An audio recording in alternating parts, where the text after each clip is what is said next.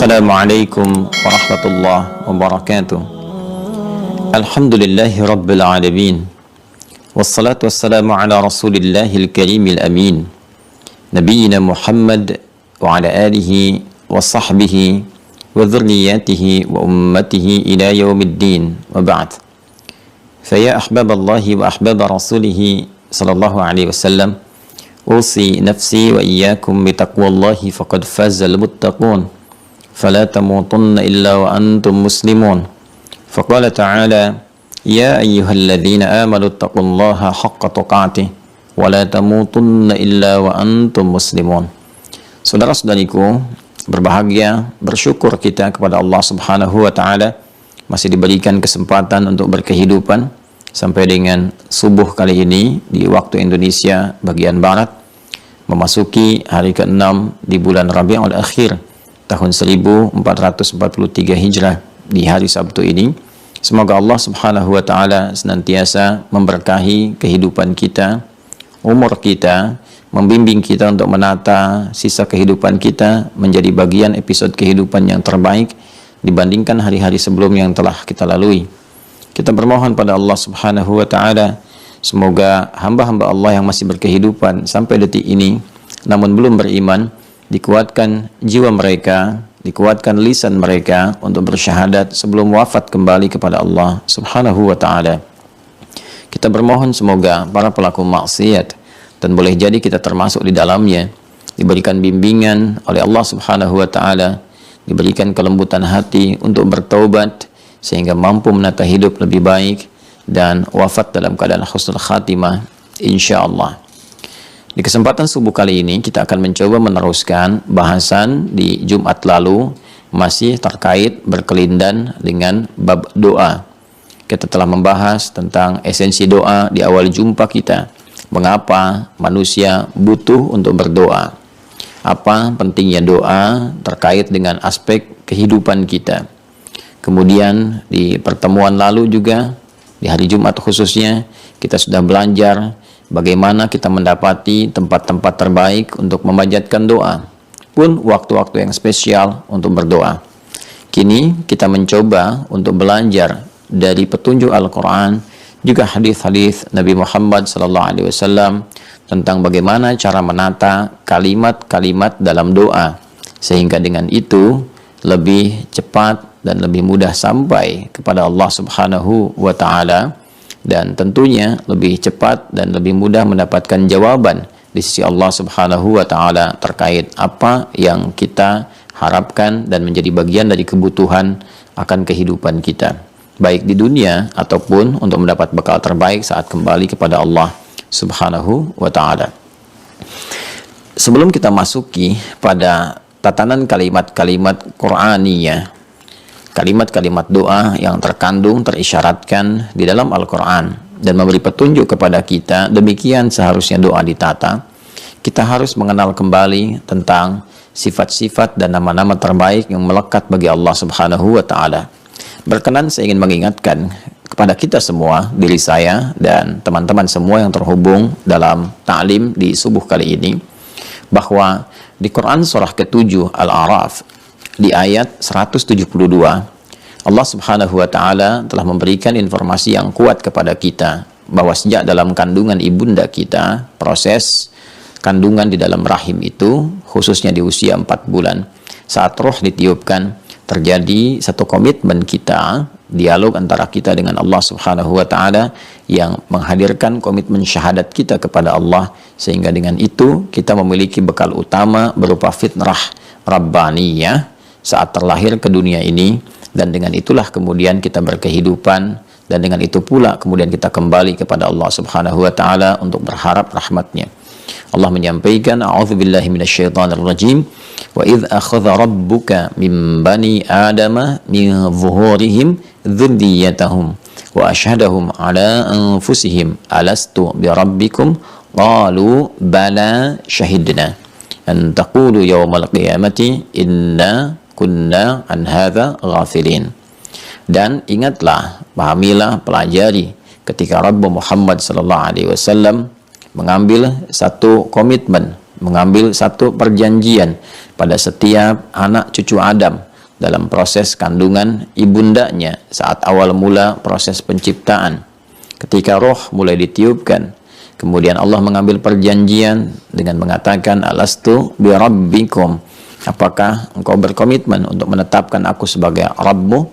Kita pernah jelaskan ketika Allah memilih kata Rabb mewakili sifat rububiyahnya yang menampakkan tanda-tanda ketuhanannya melalui perawatan, pemberian kebutuhan, menyembuhkan dan menyehatkan saat sakit, kemudian juga turunan-turunan lain yang menghadirkan perhatian-perhatian yang dengan perhatian itu menunjukkan ketuhanannya dan menjadikan kita semakin mengenal dan semakin semangat untuk mendekat kepada Allah Subhanahu wa taala. Baik tanda yang diberikan pada diri kita ataupun di semesta ini ataupun yang tertuliskan dalam Al-Qur'an yang dibacakan dalam setiap kesempatan sholat kita, semua itu dijadikan sebuah tanda untuk menyadari dan memahami bahwa hanya Allah Tuhan yang hak dan kepada Allah kita kembali. Demikian di Quran surah Fussilat surah ke-41 ayat 53 itu ditegaskan, sanurihim ayatina fil afaqi wa fi anfusihim hatta yatabayyana lahum annahul haq. Kami akan tampakkan kepada mereka itu, kepada hamba-hambaku, kata Allah, tanda-tanda yang mendekatkan mereka kepada Allah Subhanahu wa taala, baik pada diri manusia itu sendiri ataupun juga pada alam semesta yang bisa kita analisis sampai kita menyadari bahwa semua yang terkandung dalam Al-Qur'an, keterangan-keterangan firman yang Allah sampaikan, semua adalah nyata kebenarannya, absolut kebenarannya.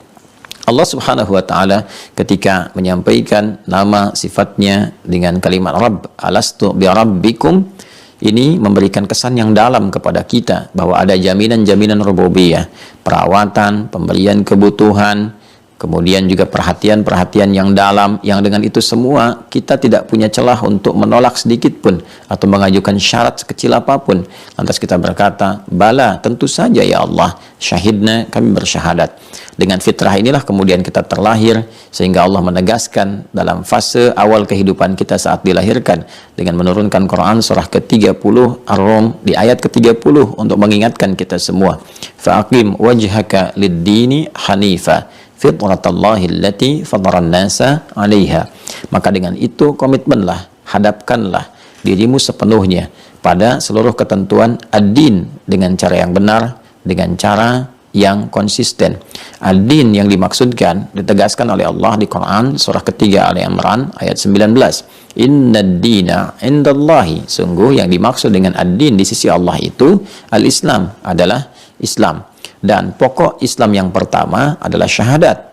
Ketika kita mengatakan asyhadu an la ilaha illallah wa asyhadu anna Muhammadar Rasulullah, syahadat inilah yang menjadi bawaan fitrah kita saat terlahir dan bekal utama dalam berkehidupan.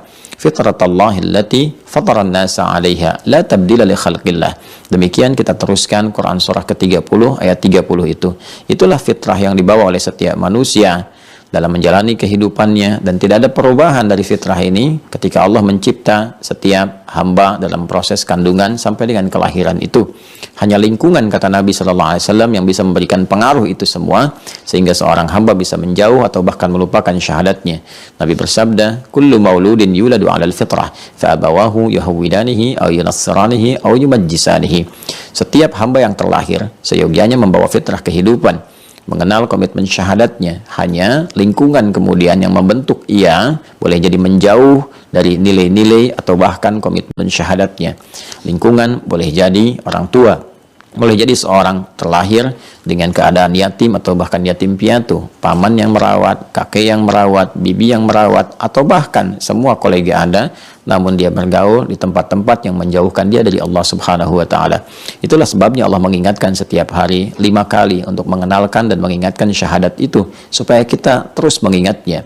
Quran surah ke-8 Al-Anfal di ayat kedua, innamal mu'minuna alladzina idza dzukirallahu wajilat qulubuhum. Sungguh pemilik iman yang sejati itu jika disebutkan nama Allah, jika disebutkan nama Allah, jika disebutkan nama Allah, ada getaran dalam jiwanya.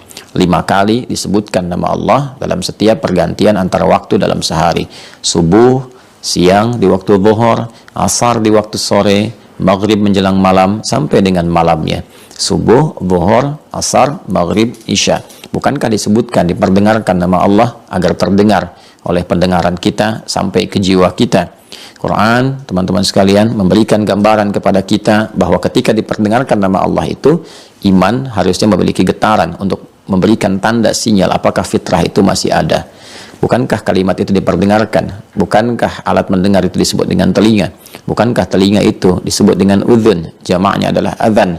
Dan adzan diperdengarkan setiap waktu 5 kali dalam sehari, dan kalimat pembukanya adalah nama Allah yang disandingkan dengan syahadat. Allahu Akbar, Allahu Akbar, asyhadu an la ilaha illallah. Nah, semua ini jika kita respon, maka kita mengatakan astajib ya Allah, astajib, kami menjawab, kami merespon. Nu'min ya Allah, kami beriman. Karena itulah kalimat beriman, yakin, dan merespon itu dilekatkan dengan doa dan jawaban dari Allah Subhanahu wa taala di Quran surah kedua Al-Baqarah ayat 186, ketika Allah berfirman, wa idza sa'alaka ibadi anni fa inni qarib ujibu da'watad da'i idza da'an falyastajibu li wal yu'minu bi falyastajibu li, maka hendaklah engkau merespon segala seruan-seruan yang aku berikan kepadamu. Kita katakan nastajib, kami merespon ya Allah, kami merespon, kan? Kemudian kata Allah, wal yu'minu bi, kami iman ya Allah. Jadi respon itu didasari dengan keimanan yang kuat kepada Allah dari fitrah yang kita bawa itu. La'allahum yarshudun, semoga dengan itu mereka mendapati petunjuk. Ketika kita telah merespon semua itu, kemudian kita yakin dan kita ingin memohon. Pertanyaannya, bagaimana kita memohon kepada Allah, terutama dengan sifat rububiyah yang Allah berikan kepada kita dengan janji dan komitmen yang telah kita sepakati dengan Allah Subhanahu wa taala, dan disitulah terdapat hak dan kewajiban. Hak Allah yang harus kita penuhi dan hak kita yang menjadi kewajiban Allah untuk menganugerahkannya kepada kita semua. Di kesempatan kali ini kita akan mencoba menampilkan kata-kata, kalimat-kalimat, petunjuk-petunjuk dalam Al-Quran bagaimana kita bisa menata doa-doa yang kita mohonkan kepada Allah. Yang pertama, dari uraian yang saya sampaikan dan dari kehendak Allah yang menampilkan sifat dan nama terbaiknya berupa kata Rabb yang mengandung makna rububiyah, maka isyarat pertama dalam Al-Quran ketika kita akan memohon, mintakanlah kepada Allah dengan kalimat yang hadir dalam komitmen awal saat kita bersyahadat kepada Allah di dalam kandungan ibunda kita, yaitu menggunakan kata Rabb. Disinilah saudara-saudariku, semoga Allah muliakan kita semua, kita dapati seringkali di dalam Al-Quran petunjuk-petunjuk untuk berdoa itu diungkapkan dengan menggunakan kata Rabb.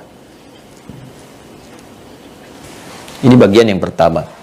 Ya, jadi kalau kita ingin katakan, kita ingin menata kalimat-kalimat doa yang mustajabah, yang cepat dijawab oleh Allah Subhanahu wa taala, maka kita bisa membuka dengan memanggil Allah Subhanahu wa taala menggunakan satu nama indahnya min asma'il husna, dari nama-nama terbaik yang melekat sifat-sifat kemuliaan di dalamnya untuk menjawab kebutuhan-kebutuhan kita. Maka kita bisa gunakan kalimat pertama dengan menggunakan kata Rabb. Ini bagiannya. Mengapa ini penting untuk kita hadirkan? Karena tadi di Quran surah ke-7 Al-A'raf di ayat 172, nama ini dihadirkan oleh Allah Subhanahu wa taala sebagai bagian dari komitmen, ya, pemenuhan janji Allah kepada kita yang membawa sifat-sifat rububiyah. Sifat perawatan, pengabulan, perhatian, pemberian tanpa batas dan turunan lainnya. Bukan hanya kepada kita manusia, bahkan kepada alam semesta pada umumnya. Tanda-tanda Allah tampakkan, Allah yang merawat, Allah yang menjadikan langit tanpa tiang, merawatnya dengan keseimbangan, planet-planet, asteroid dan sebagainya. Kan demikian juga di daratan, di lautan, ya. Dan kita sebagai hamba Allah Subhanahu wa taala yang membawa misi sebagai khalifah di muka bumi ini, sudah tentunya kita akan mendapatkan bagian-bagian yang dijanjikan oleh Allah langsung kepada kita. Ya, di sini tercakup semua aspek kebutuhan kita untuk dimohonkan kepada Allah Subhanahu wa taala.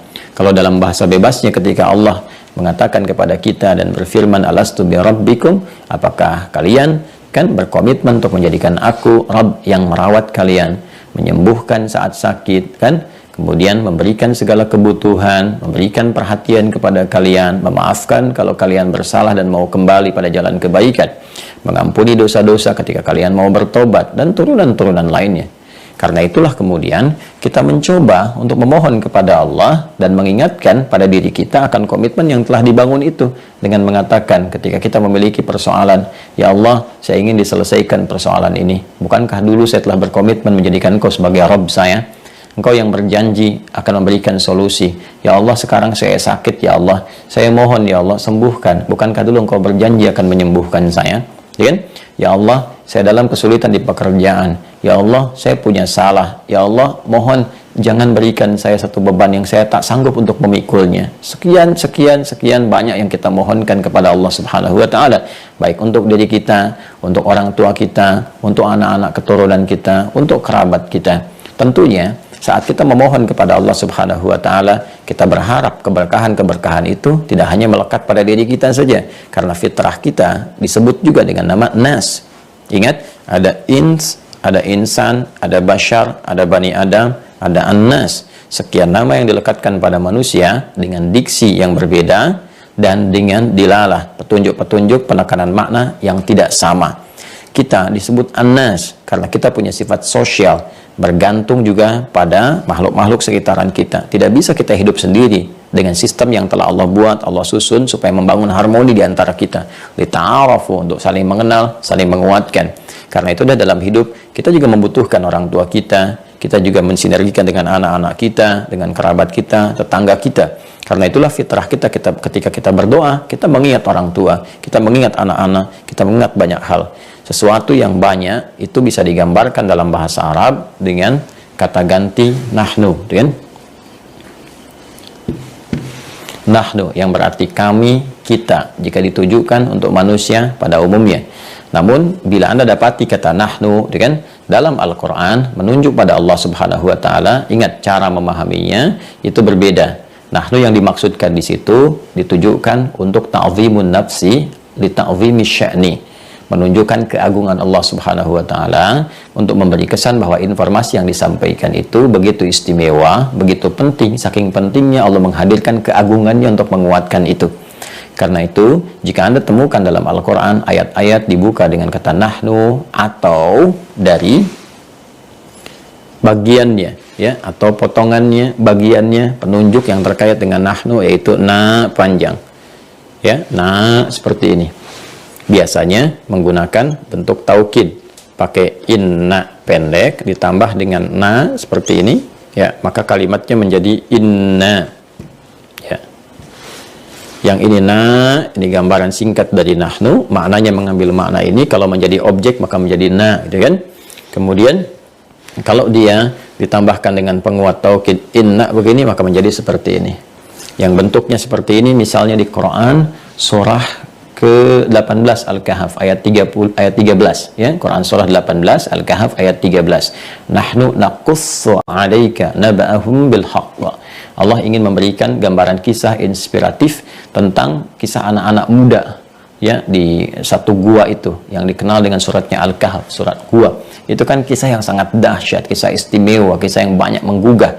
Saking pentingnya menjadi inspirasi, Allah menghadirkan keagungan zatnya, li ta'zimin nafsi, kan? Menggunakan kata nahnu, demi keagunganku, kan, demi kedahsyatan zatku, aku kisahkan kepadamu kisah yang istimewa. Kalau sudah menggunakan kata nahnu, kita itu diminta untuk fokus, jangan pernah abai, karena ini sangat luar biasa, sampai Allah menampilkan keagungannya terlebih dahulu untuk menjelaskan keistimewaan kisah yang disampaikan, firman yang diutarakan. Nahnu naqussu 'alaika naba'ahum bil haqq. Ada yang menggunakan inna seperti ini, nahnunya tidak digunakan. Ada seperti kisah tentang informasi tentang malam Al-Qadar di Quran surah 97 itu, ya, dengan namanya Al-Qadar. Inna anzalna, itu kan? Inna ini anzalnahu fi lailatul qadar. Wa ma adraka ma lailatul qadar. Lailatul qadri khairum min alfi syahr. Saking istimewanya malam itu tidak ditemukan di setiap malam, hanya satu malam saja dalam setahun. Allah sampai menghadirkan keagungan dulu zatnya, ya, ta'zimun nafsi li ta'zimi sya'ni, menghadirkan keagungan zatnya untuk menunjukkan bahwa informasi yang disampaikan begitu dahsyat, istimewa. Kalau kamu ibadah dapat di malam itu, pahalanya melimpah, beda dengan malam-malam biasa. Terkadang ada yang menyatukan nahnu dengan inna, ada seperti di Quran surah ke-15 Al-Hijr di ayat ke-9. Inna nahnu nazzalna dzikra wa inna lahu lahafidhun. Sungguh ya kami yakinkan, ya sungguh kamilah, kata Allah Subhanahu wa taala. Yang dimaksud kami dalam terjemahan di situ bukan bentuk jamak kepada Allah, bukan, itu salah memahami, artinya tidak mengerti tentang pemahaman dalam bahasa Arab, gitu kan? Jadi pemahaman itu nanti punya ilmu-ilmu turunan. Nanti ada ilmu dasar seperti nahwu, kemudian pasangannya saraf, ada balaghah, ada arud, ya nanti semua banyak turunan. Di balaghah itu nanti ada ma'ani, ada bayan, ada badi'. Nah, di antara semua itu kita akan dapati penjelasan-penjelasan makna ini. Sungguh dengan segala keagunganku, kata Allah Subhanahu wa taala, kuturunkan Al-Qur'an itu, ketika digabungkan inna dengan nahnu menunjukkan kedahsyatan Al-Qur'an, keistimewaan Al-Quran. Kalau sudah menggunakan keduanya, maka kita diminta jangan abai, ragu pun nggak boleh, apalagi mengabaikan, kan? Dzalikal kitabu la raiba fih, ragu saja nggak boleh. Jadi kalau ada orang Islam ragu dengan kandungan Al-Quran, itu sudah bisa dipandang untuk dilihat keadaan lemah imannya. Dan ragu aja nggak boleh, apalagi mengabaikan, apalagi dengan tuduhan bahwa Al-Quran rekayasa Nabi Muhammad, produk budaya dan sebagainya. Ini menunjukkan persoalan yang serius dalam keimanannya. Nah, apa kaitan dengan bahasan yang akan kita uraikan? Nah, di sini ketika Allah Subhanahu wa taala meminta kita untuk berdoa, memohon kepadanya, wa qala rabbukum ud'uni astajib lakum, gitu kan? Nah, ini bagian dari ibadah, maka diajarkan kita oleh Al-Qur'an untuk menghadirkan bentuk-bentuk jamak bagi permohonan itu di dalam doa itu yang terkait dengan makhluk kebutuhan kita. Nah, ini yang tadi saya uraikan di awal. Kalau kata nahnu, kata na terkait dengan kita, dengan makhluk, maka bentuknya bentuk luas, bentuk jamak. Kalau dikaitkan dengan Khalik Allah Subhanahu wa taala, maka yang dimaksud ta'zimu nafsi, ya menghadirkan keagungan Allah Subhanahu wa taala. Yang dengan keagungan itu banyak manfaat dan keistimewaan kita dapatkan. Doa karena ini terkait dengan kita, kebutuhan kita, kan? Disinilah kemudian Allah mengajarkan kepada kita untuk memohon kepada Allah Subhanahu wa taala dalam doa itu yang mencakup keseluruhan. Dan ini mengesankan juga supaya ada hal fitrah yang dilekatkan pada jiwa kita untuk berbagi. Jangan pelit. Kalau nggak bisa berbagi dengan ilmu, nggak bisa berbagi dengan harta, nggak bisa berbagi dengan tenaga, masa iya sih untuk doa saja juga nggak bisa berbagi? Kan nggak bayar juga, ya kan? Kan juga fisiknya nggak terlalu banyak dikeluarkan untuk bersuara. Dengan tenaga mungkin kesulitan, ya kan? Dengan harta mungkin tidak dimiliki untuk saat itu. Dengan ilmu mungkin belum bisa diutarakan. Masa dengan doa pun nggak mampu, ya kan? Nah, karena itulah kemudian di dalam kalimat Rabb ketika digunakan untuk bermohon seringkali ditambahkan dengan na untuk menghadirkan keluasan berkah yang kita mohonkan kepada Allah lewat kalimat ini. Untuk itulah kita temukan kalimat Rabbana, Rabbana, Rabbana, Rabbana. Ini secara umum. Berbeda nanti kalau misalnya kita ingin spesifikan hal itu memang terkait masalah kita yang tidak harus semua orang itu mengalami itu. Ya, baru kita katakan nanti dengan bentuk tunggal. Nanti kita katakan ini, kalau ini Rabbana, kan? Asalnya nanti ada ya, ya Rabbana, gitu kan? Kemudian ya-nya dibuang untuk mempercepat, langsung menunjukkan pada kata Rabbnya untuk mempercepat permohonan kita kepada Allah. Rabbana. Kemudian kalau kita ingin jadikan ini bentuk spesifik kita yang mengalami dan tidak semua orang merasakan itu, gitu kan? Maka kita kemudian jadikan Rabbnya ini ya ditambah dengan ya, gitu kan, seperti ini. Nah, nanti ini harakatnya menjadi kasrah. Ya, rumus cepatnya kalau ada ya, gitu kan, yang huruf sebelumnya itu untuk mempercepat ya, rumus cepatnya ini kasrah. Ya pasangan dengan kasrah. Kalau ada alif ini fathah, kalau ada waw ini dhammah, gitu kan. Nah, ini perhatikan baik-baik, ya-nya ini menunjukkan kepada ya mutakalim, menunjuk kepada kita ya, yang merasa memiliki Allah Subhanahu wa taala sebagai Tuhan. Ya, jadi Tuhannya siapa? Allah, gitu kan? Ya, jadi di sini kita katakan Rabbi, ya Allah, ya Tuhanku, gitu kan? Yang berjanji kepadaku, ya Allah yang memberikan satu komitmen kepadaku untuk memenuhi kebutuhan jika aku membutuhkan, gitu kan? Yang akan mengabulkan jika aku memohon, maka kita katakan Rabbi, gitu kan? Nah, ada rumus cepat juga. Kadang-kadang kalau kita ingin mempercepat dengan menyebut meminta dan ingin memohon dan segera dikabulkan, biasanya Al-Quran juga mengajarkan bahwa ininya dipercepat untuk takhfif, meringankan bacaan, juga tasri, mempercepat pengabulan doa. Jadi cukup kita bacakan begini, ya Rabbi, ya Rabbi begini, ya kan? Nah, ya-nya hilang, tapi ditunjukkan dengan kata kasrah bahwa ada ya sebelumnya di sini. Ya, tapi untuk mempercepat kalimat, untuk gambaran percepatan permohonan, karena sifat manusia itu dikiaskan di sini oleh Allah Subhanahu wa taala, ditunjukkan ya secara tidak langsung bahwa umumnya manusia kalau berdoa pengen cepat dikabulkan, itu sifatnya. Ya, makanya dia pun meminta cepat gitu. Itu sebenarnya sebuah, kadang-kadang jadi sebuah penunjukan fitrah, tapi sindiran yang tajam juga. Kalau minta sama Allah pengen cepat-cepat, kalau diminta Allah dilambat-lambat. Ya itulah umumnya manusia gitu ya. Nah, tapi itu juga diluruskan nanti dalam beberapa hal. Jadi kalau kita temukan kata Rabbi ya seperti ini nih. Nah, berarti ini permintaannya spesifik hal yang dialami oleh pribadi yang mungkin tidak setiap orang merasakan apa yang kita ingin mohonkan ya. Kalau ingin kita percepat ya-nya ini kita bisa hilangkan, baca begini dengan penunjuk kasrah. Kalau kita ingin hadirkan suasana tenangnya, suasana kedamaian memintanya, suasana kepasrahan kitanya gitu kan. Nah, kita boleh hadirkan kembali huruf ya-nya dengan mengatakan Rabbi gitu kan. Ya, jelas ya? Nah, tapi kalau yang kita mintakan itu sifatnya luas, orang lain pun juga merasakan itu pada umumnya, itu kan pengen mendapati itu juga, kan? Maka kita bisa hadirkan nah di sini. Ya, maka kita diajarkan oleh Al-Qur'an dengan mengucapkan Rabbana, Rabbana, Rabbana, Rabbana. Rabbana la tu'akhidna in nasina aw akhtana. Rabbana wa la tahmil 'alaina isran kama hamaltahu 'alal ladzina min qablina. Rabbana wa la tuhammilna ma la taqata lana bih. Rabbana, Rabbana, Rabbana, Rabbana. Ya kan? Kemudian yang paling ya favorit ya, yang paling viral bahkan punya istilah sendiri kan, orang Indonesia khususnya, doa sapu jagat kan. Di Arab aja nggak dikenal nih doa sapu jagat. Ya, orang kita sudah punya istilah sendiri. Tidak salah karena memang fungsinya ini banyak sekali untuk apa namanya? Memenuhi aspek kehidupan dunia dan akhirat kita ya. Maka di Quran surah ke-2 Al-Baqarah ayat 201. Ini doa yang seringkali kita mohonkan dalam setiap penutup doa-doa yang kita sampaikan. Rabbana, ini kan? Atina fid dunya hasanah wa fil akhirati hasanah wa qina adzabannar. Itu kan? Ini doa yang sering kali kita panjatkan dan mengandung unsur ini.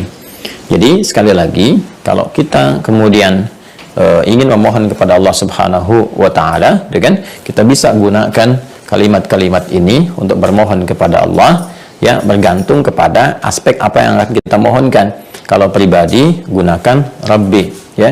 Ya, kalau misalnya istri ini mau lahiran, kan kita anak kita yang mau lahiran nih ya, sedang dalam proses mau lahiran, kemudian kita bermohon kepada Allah, kan anak kita yang sedang lahiran, bukan anak orang lain, itu kan ya, maka kita mohonkan Rabbi habli minas salihin, misalnya kan, ya Allah anugerahkan padaku anak yang terlahir ini misalkan jadi anak yang saleh dan seterusnya ya.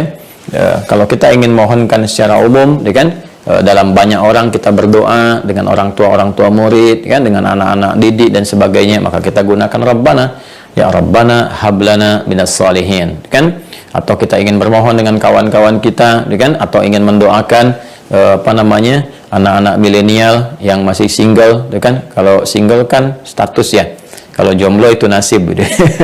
Gitu kan, saat dikatakan Rabbana hablana min azwajina wa dzurriyyatina qurrata a'yun ya waj'alna lil muttaqina imama. Atau dengan pengajian ibu-ibu, bapak-bapak juga saat kita memohon bersama-sama kepada Allah, Rabbana hablana min azwajina, ya Allah anugerahkan dari pasangan-pasangan kami gitu kan, istri-istri kami, kita semua memohon kepada Allah gitu kan, anak-anak yang saleh, anak-anak pelipurara gitu kan, penghadir suka dalam kehidupan, dan jadikan mereka imam bagi orang-orang takwa. Kurang lebih demikian.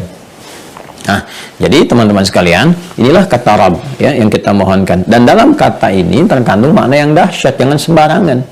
Ya, jangan sembarangan. Ini mempercepat pengabulan doa karena Al-Qur'an yang mengajarkan. Cuma persoalannya, apakah setiap orang yang membaca Rabbi Rabbana ini akan cepat dikabulkan? Nah, ini yang penting kita tahu rumusnya. Ilmu ini yang penting kita keluarkan. Kalimat Rabb ini, ingat ketika Allah sampaikan di Quran surah 7 ayat 172 kan diikat dengan komitmen. Ya, diikat dengan komitmen. Di sini ada hak dan kewajiban. Alastu bi rabbikum qalu bala syahidna. Kan dalam kalimat Rabb itu kan terikat sebuah komitmen pemberian ya, perhatian dan pemenuhan segala kebutuhan itu diikat dengan penghambaan kepada Allah. Ada sifat ubudiyah. Makanya rububiyah itu penampakan tanda-tanda yang menjadikan kita itu sadar untuk menuhankan Allah. Sedangkan pembuktian menuhankan Allah itu dengan ibadah. Itu kan konsepsinya ada di Quran surah ke-20 Taha ayat ke-14. Innani anallahu la ilaha illa ana fa'budni. Jadi Allah tegaskan, sungguh kan tidak ada Tuhan selain aku, akulah Allah, nggak ada Tuhan selain aku yang layak dipertuhankan. Jika kalian sudah yakin, kan sudah sadar dengan semua itu, menuhankan aku, buktikan itu semua dengan menyembahku. Maka ketika Allah tampakkan tanda-tanda di semesta pada diri kita, kita mendengar, melihat, merasakan, dan meyakini Allah sebagai Tuhan, butuh pembuktian. Ketika kita membuktikan itulah kemudian ini nilai-nilai yang terkandung pada kata Rabb itu akan diberikan kepada kita saat kita memohonnya, ya. Maka konsepsi kata Rabb ini bukan hanya terikat pada satu pemenuhan kebutuhan, ya kan? Ada satu perhatian yang dalam, ya, dan jaminan-jaminan kehidupan yang telah dijanjikan, tapi juga diikat dengan sebuah komitmen untuk penyembahan, ibadah. Jadi berlaku di sini dua sisi antara hak dan kewajiban. Ya, ada hak Allah dulu yang harus kita penuhi. Allah punya hak, harus kita penuhi dulu. Apa hak Allah itu? Adalah kita untuk beribadah kepadanya. Anta'budullaha wa la tusyriku bihi syai'a. Kita menyembah Allah semata, jangan berbuat syirik, ya. Jangan menduakan Allah, meninggalkan Allah, mengempatkan Allah dan sebagainya. Fokus untuk ibadah, fa'budni kata Allah. Baru setelah kita penuhi hak Allah, kita juga meminta hak kita kepada Allah sebagai komitmen. Dan itu menjadikan kewajiban Allah akan terpenuhi kepada kita. Jelas ya? Nah, dari mana kita bisa menemukan gambaran seperti ini? Nah, kita dapati di Quran, surah kedua Al-Baqarah, di ayat 186. Ya, perhatikan baik-baik. Indah sekali kalimatnya ya, tajam sekali, halus tapi tajam. Wa idza sa'alaka ibadi. Ketika Allah berfirman kepada Nabi Muhammad SAW dan disampaikan untuk diteruskan kepada hamba-hambanya, kepada kita semua melalui risalah kenabian untuk menguatkan kerasulan Nabi Muhammad SAW. Wa idza kan sa'alaka ibadi, fa inni qarib. Perhatikan baik-baik kalimatnya. Wa idza sa'alaka, kan? Ibadi, dan jika hamba-hambaku Muhammad sallallahu alaihi wasallam kan bertanya kepadamu. Idza, jika bertemu dengan bentuk past tense. Ini bentuk past tense nih, sa'ala ka-nya khitab. Ini bentuk past tense, past tense. Bentuk madhi, fi'il lama. Ya, jika ketemu idza dengan bentuk fi'il madhi, maka maknanya itu mudhari'. Ya. Nah, sebaliknya nanti lawannya id bertemu dengan ya fi'il mudhari, maka bentuknya madhi. Jelas ya? Id yaqulu misalnya kan, ketika ia berkata, itu bentuknya bentuk fi'il bertemu dengan mudhari, maknanya madhi. Baik, tapi kalau ada idza bertemu dengan bentuk past tense, bentuk fi'il madhi, maka maknanya mudhari. Nah, ini sudah rumus, sudah formulasi ya. Maka penting kita mengaji di sini, terutama dasar-dasar bahasa untuk memenuhi dan mengetahui ya bahasa-bahasa Al-Quran, memahami bahasa Al-Quran juga hadis-hadis Nabi Muhammad SAW. Sedangkan mudhari itu padanannya menunjukkan bentuk present untuk memudahkan ya, continuous dan future ya. Present pada saat itu, continuous terus berlangsung, dan future sampai kapanpun. Jadi artinya apa? Muhammad SAW boleh jadi pada saat ini di era engkau berdakwah membawa misi risalah, ada akan bertanya kepadamu, kan? Di antara hamba-hambaku. Ada juga nanti itu akan terus berkelanjutan, bukan sekarang saja, nanti akan begitu sampai di masa depan, sampai kehidupan berakhir. Ya, ada hamba-hambaku, disebut hamba. Ya, bertanya kepadamu, ingin mendekat kepadaku, ya, ingin mendekat kepada Allah Subhanahu wa Ta'ala. Baik, biasanya kan motif orang untuk mendekat kepada Allah itu kan umumnya dua, ya kan? Dan dua ini pun mengacu nanti berkumpul terkristalisasi pada satu. Apa itu? Yaitu berdoa, minta, mohon, butuh. Ya, pasti ada kebutuhan. Umumnya hamba itu kembali kepada Allah itu untuk meminta, ya, untuk menghadirkan kebutuhan. Biasanya kan kalau nggak tobat, ya berarti butuh sesuatu. Makanya orang-orang yang taubat pun ya sadar akan kesalahan sebesar apapun itu masya Allah masih disebut ibad oleh Allah, hamba. Itulah rahimnya Allah. Jadi keterlaluan ya, saya bisa katakan keterlaluan itu kalau ada hamba masih berkehidupan berlumur dosa, Allah sudah menampilkan satu kasih tertingginya untuk mengampuni dan dia nggak ambil itu. Ya, itu kan keterlaluan, itu ada sifat sombong, seakan-akan punya kuasa. Makanya itu dikecam sekali oleh Allah Subhanahu wa taala. Ya, itu hamba seburuk apapun. Saya sering katakan, saudara-saudariku, kita ini bukan makhluk sempurna. Pasti ada titian salah yang pernah kita lalui. Dan orang salah terbaik itu ketika dia masih menuntut haknya untuk menjadi soleh. Ya, dengan cara apa? Dia bertobat kembali kepada Allah, meninggalkan maksiat sebesar apapun. Karena itu saya sering katakan, Allah lebih mencintai pelaku maksiat yang mau bertobat dibandingkan dengan orang soleh yang tidak pernah merasa salah.